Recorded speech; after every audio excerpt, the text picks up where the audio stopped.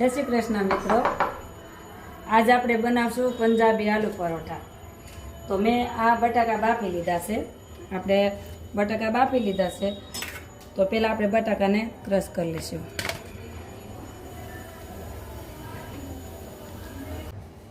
તો આપણા બટાકા સરસ મજાના પીસાઈ ગયા છે। તો હવે આપણે આમાં 3 નંગ મોટા કાંદા લીધા છે, ઝીણા સમારી લીધા છે, તો એને આપણે હવે અંદર એડ કરી દઈશું।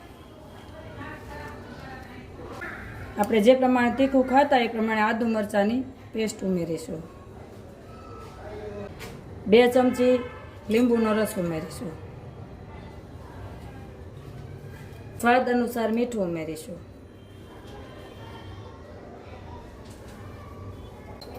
1 ચમચી અજમો ઉમેરીશું ને લીલા ધાણા થોડાક એડ કરીશું।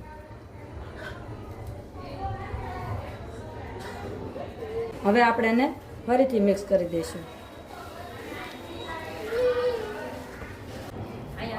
તો મિત્રો આપણો માવો મસળાઈને મસ્ત થઈ ગયો છે, પણ હવે આપણે લોટ બાંધીશું એટલે આપણે હવે આમાં એક બીજા વાસણમાં કાઢી લઈશું। ને આમે તે આને આપણે પહેલાં માવો બનાવી અને અડધો કલાક સેટ થવા દેવાનો, એટલે કાંદા ને બધું મિક્સ થઈ જાય પછી જ આનો ટેસ્ટ આવે। એટલે હવે આપણે આને બાંધી અને આમ 10 મિનિટ ઢાંકી દઈશું।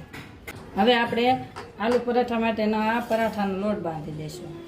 તો આપણે એમાં 2 થી 3 પાવડા મોણ નાખશું।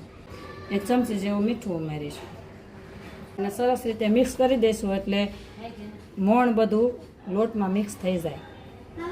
હવે મિક્સ થઈ ગયો છે, હવે આપણે એને બાંધી દઈશું। લોટ સરસ હવે બંધાઈ ગયો છે। તો લોટ આ પ્રમાણે બાંધવાનો છે, રોટલી કરતાં થોડો કડક। તો આપણો લોટ સરસ હવે તૈયાર થઈ ગયો છે। તો હવે આપણે પરોઠા ચાલુ કરીશું। તો આપણે આ ગોળનો લીધો છે ને હવે આપણે વણવાનું સ્ટાર્ટ કરશું। આપણી રોટલી વણાઈ ગઈ, હવે આપણે અંદર સ્ટફિંગ ભરી દઈશું થોડું।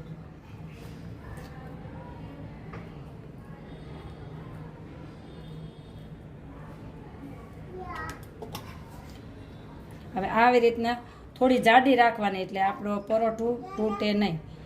આવી રીતના આપણે ભેગું કરી આમ સરસ વાળી દઈશું। પછી હાથ વડે થોડું દબાઈ દઈશું, થોડુંક વટામણ ઉમેરી થોડુંક હથાળીથી દબાવશું, એટલે આપણું પરોઠું તૂટે નહીં।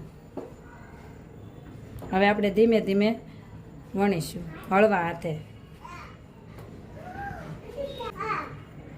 આપણે તવી પણ ગરમ થવા મૂકી દીધી છે।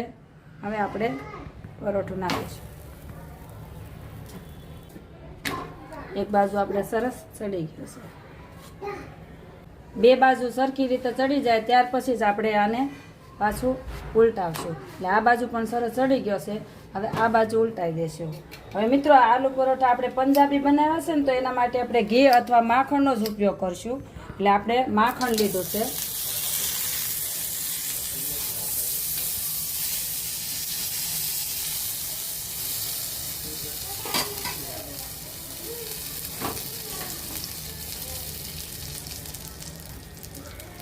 એક બાજુ સરસ તળાઈ જાય એટલે આપણે પાછો ઉલટાવી અને પાછું માખણ નાખીશું।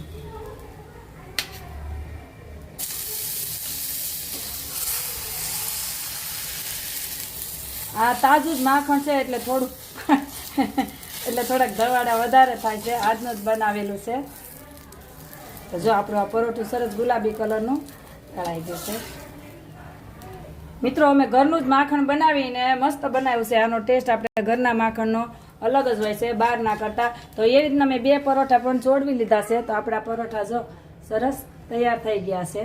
તો આ માખણ ન હોય તો ઘીમાં પણ તળી શકાય, પણ આને ઘી અથવા માખણમાં જ આનો ટેસ્ટ આવે।